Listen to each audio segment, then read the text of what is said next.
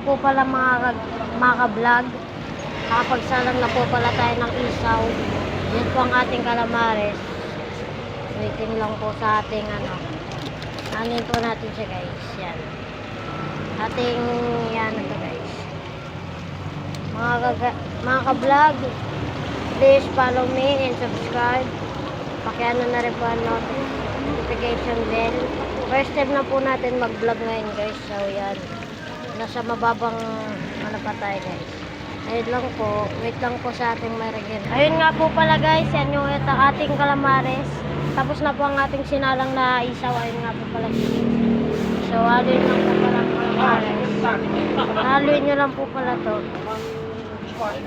Then pag nabalot na po siya ng ating harina, so lagay ulit sa ating